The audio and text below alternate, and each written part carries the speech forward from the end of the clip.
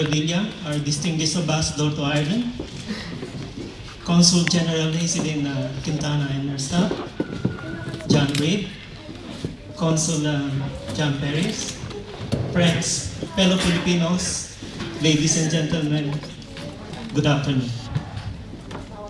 Never did we imagine that sometime in the year 2006 that an informal discussion would spark the organization of the Limerick Filipino community. A formal group that would be actively participating in the civic affairs of the city of Limerick, like the St. Patrick Parade and the River Fest, to name a few. And other activities hosted by the different Filipino communities in Ireland, like the annual Independence Day celebration in Dublin, where all Filipinos in Ireland will have a get-together.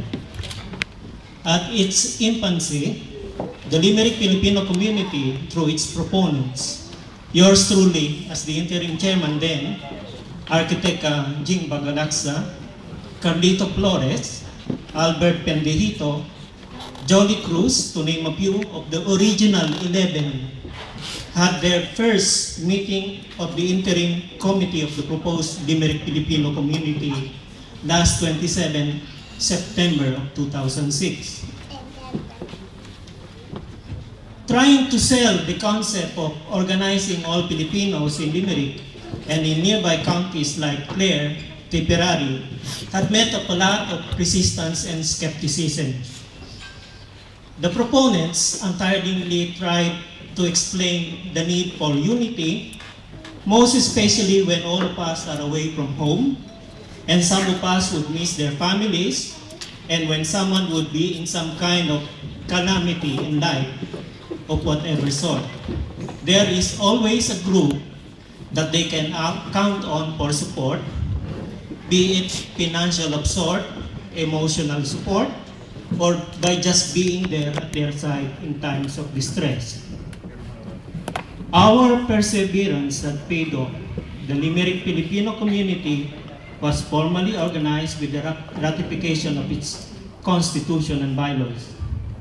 The Limerick Filipino community was given the first exposure for the first time by the city of Limerick when we were allowed to participate in our first St. Patrick Parade in March 2007. The Limerick Filipino community was given recognition by the Philippine Embassy in London by His Excellency Edgardo D. Espiritu last 27 April of 2007. From the interim committee, we had a formal election of officers in June 2007, where Architect Jing Bagalaksa was elected as president to continue on the goals and objectives of the community. From a mere 11 at the start, the membership grew to around 300.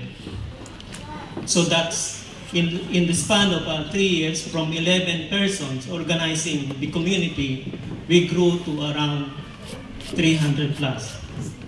At the moment, I have 17 more people who are willing to join to be with us, a community of caring Filipinos. I'm all praises to our 2008 President, Edgardo Cabardo, and his team for patiently leading and serving our fellow Filipinos here in Limerick. Praise their hard work in trying to help Filipinos in times of distress, for which I thank personally President Edgar for the help that I received when my father died last December 2008. And on behalf of those whom his team had helped during his term of office. Now that I am assuming the responsibility as community president, I thank you all for your trust and confidence to lead and serve you to the best of my ability and the other officers that you elected to help us. With your help and support and God's blessing, we will try to keep the flame of unity afire, the spirit of caring more ardent, and the spirit of friendship more cordial. God bless us all. Long live the Limerick Filipino community. Mabuhay ang Pilipino. Mabuhay tayong lahat.